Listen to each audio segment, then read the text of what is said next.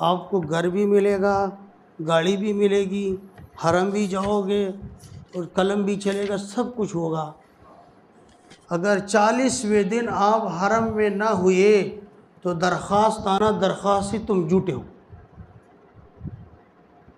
اور ٹھیک 38ویں یا 36ویں دن میں حرم میں تھا، اس دعا کو اس اہتمام سے پڑھا۔ رزق کی وجہ سے لوگ بہت پریشان ہیں، اس لیے ایک دو اورات بتاتا ہوں رزق کی فراخی کے لیے۔ یہ واقعہ مرد کلندر حضرت عبداللہ درخواستی رحمۃ اللہ علیہ کا ہے۔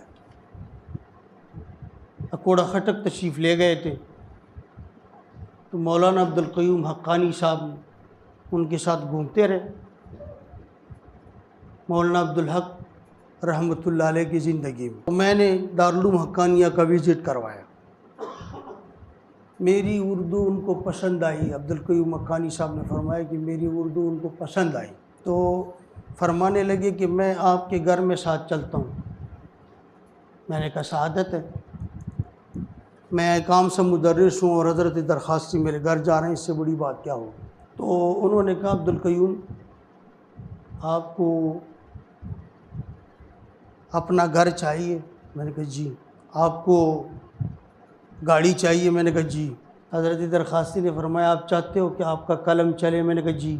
حضرت درخواستی نے فرمایا آپ کا دل کرتا ہے کہ حرمین جائیں؟ انہوں نے کہا جی۔ اسی طرح بے شمار چیزیں گنوا دی۔ انہوں نے کہا کہ یہ جو مسنون دعا ہے وضو کے اندر پڑھی جانے والی، اللہم اغفر لی ذنبی وسع لی فی داری وبارک لی فی رزقی، یہ دعا مانگا کریں۔ میں نے کہا ٹھیک ہے۔ حضرت درخواستی رحمۃ اللہ علیہ نے فرمایا نہیں ٹھیک، اور حضرت درخواستی نے فرمایا چور پکڑا گیا، چور پکڑا گیا، چور پکڑا گیا۔ انہوں نے کہا حضرت سچی بات بتاؤں، جب سے میں نے شعور سنبھالا ہے مجھے ماں نے یہ دعا سکھائی ہے پر مجھے کچھ نہیں ملا۔ دعا تو میں پڑھتا ہوں اور مجھے کچھ نہیں ملا۔ تو حضرت درخواستی نے فرمایا اب آ گئے بار بار، دعا پڑھی نہیں جاتی مانگی جاتی ہے۔ اور پھر فرمایا اس کا مطلب سمجھ کے پڑھیں، آپ کو گھر بھی ملے گا، گاڑی بھی ملے گی، حرم بھی جاؤ گے اور قلم بھی چلے گا، سب کچھ ہوگا۔ اگر 40ویں دن آپ حرم میں نہ ہوئے تو درخواست آنا درخواست سے تم جھوٹے ہو، اور ٹھیک 38ویں یا 36ویں دن میں حرم میں تھا، اس دعا کو اس اہتمام سے پڑھا۔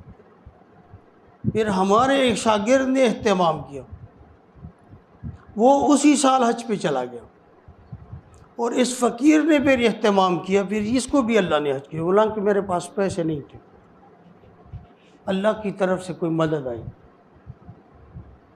اب پڑھتے ہیں وضو اگر آپ نے باتھ روم کے بیسن میں کرنا ہے تو دعا باہر آ کے پڑھنی ہے۔ آپ کے ذہن میں سوال آئے گا نا کہ اب وضو دعائیں جتنی بھی ہیں مسنون دعائیں آپ اس میں باتھ روم میں نہیں پڑھ سکتے، غیر مسنون بھی ہیں تو بھی نہیں پڑھ سکتے۔ ہاں جب باتھ روم سے نکل جاؤ پھر پڑھیں، اللہم اغفر لی ذنبی، یا اللہ میرے گناہوں کو معاف کر، ووسع لی فی داری، میرے گھر کو فراخ کر دیجئے، اتنا کھلا گھر مل جائے گا جو لوگ پریشان ہیں کہ رینٹ پہ گھر ہے، رینٹ ہمارے پاس نہیں ہے، وبارک لی فی رزقی، اور میری رزق میں برکت۔ یہ مسنون دعا ہے، اگر مسجد میں پڑھیں وضو خانے میں تو مسلسل پڑھتے جانا ابتدا سے اخیر تک۔